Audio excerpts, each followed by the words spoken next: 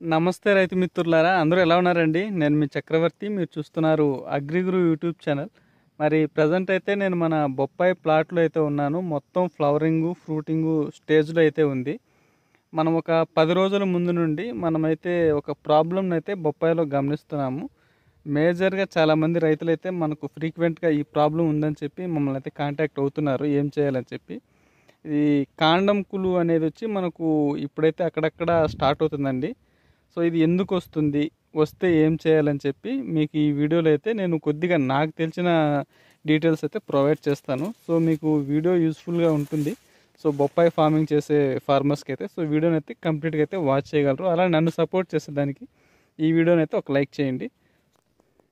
మరి చూస్తున్నారు కదండి, ఈ ప్లాట్ వచ్చి మనము డిసెంబర్ 29వ తేదీనైతే ప్లాంటింగ్ చేసాము. అంతా మనకు ఫ్రూటింగు ఫ్లవరింగు స్టేజ్లో అయితే ఉంది. సో ఎండలకి కొద్దిగా అక్కడక్కడ మనకు మొదళ్ళకి మనము మట్టి అనేది ట్రాక్టర్ సహాయంతో ఎగదోసాం కదండి. ఈ మట్టి ఎగదోయడం వల్ల ఏంటంటే కొద్దిగా హీట్ అనేది కొట్టి ఈ బొప్పాయి మొక్కలకి మొదళ్ళ దగ్గర నుండి మనకు బొప్పాయి పాలు అనేది కారి ఈ కాండం కుళ్ళు అనేది రావడం అయితే స్టార్ట్ అయిందండి.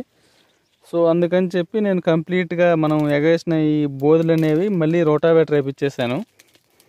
సో ఈ ప్రాబ్లం అనేది మనకు లైట్గా అక్కడక్కడ కనిపించింది అనమాట. మట్టి ఎక్కువగా మొదళ్ళకి టచ్ అయ్యేలా మనము ఎగదోసామంటే ఈ గ్రే కలర్ బిట్ ఉంది కదండి, దీనికి మించ మట్టి పైకి పడిందంటే ఇది మనకు కొద్దిగా లేతగా ఉంటుందన్నమాట, సాఫ్ట్ ఉంటుందన్నమాట. ఈ మట్టి అనేది ఎప్పుడైతే మనకి మొక్క మొదల దగ్గర పడుతుందో అప్పుడు మనకి ఇక్కడ హీట్కి, ఈ భూమి హీట్కి ఇక్కడ నుండి మనకు బొప్పాయి పాలు అనేది కారడం అయితే స్టార్ట్ అవుతుంది. అప్పుడు ఆటోమేటిక్గా బొప్పాయి పాలు కారిన తర్వాత అక్కడ ఒక బ్యాక్టీరియల్ ఫంగస్ అనేది ఏర్పడి ఆటోమేటిక్గా అందులో మనకు బ్యాక్టీరియల్ డిసీజ్ వస్తుంది. అలానే మనకు సన్నని తెల్ల పురుగులు అయితే కూడా అందులో బర్త్ అయితే అవుతాయండి, అంటే పుడతాయి అన్నమాట ఆటోమేటిక్గా. ఇక మొత్తం ఈ కాండం మొత్తాన్ని కొరుక్కు తినేస్తాయి అన్నమాట.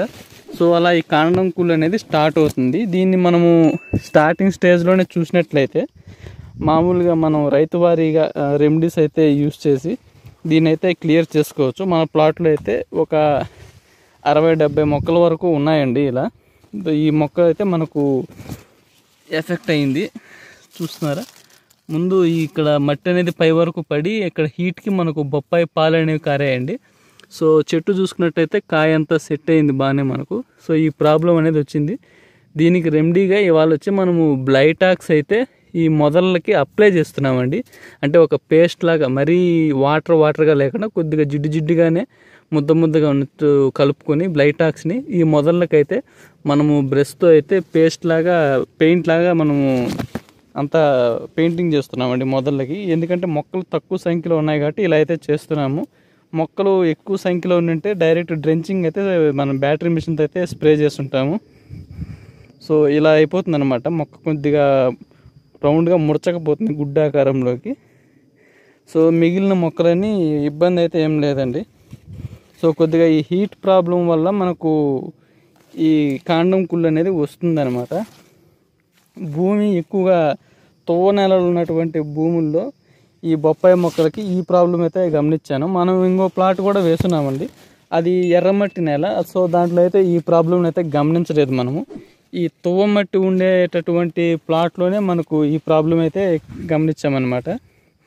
సో నా తరపు నుండి కూడా మీకు ఏదన్నా ఇన్ఫర్మేషన్ ఇచ్చినట్టు ఉంటుంది, ఎవరన్నా కొత్తగా స్టార్ట్ చేయాలనుకున్నట్టుంటే వాళ్ళకి యూజ్ అవుతుందని చెప్పి మనమైతే ఈ వీడియో ద్వారా అయితే చెప్తున్నాము.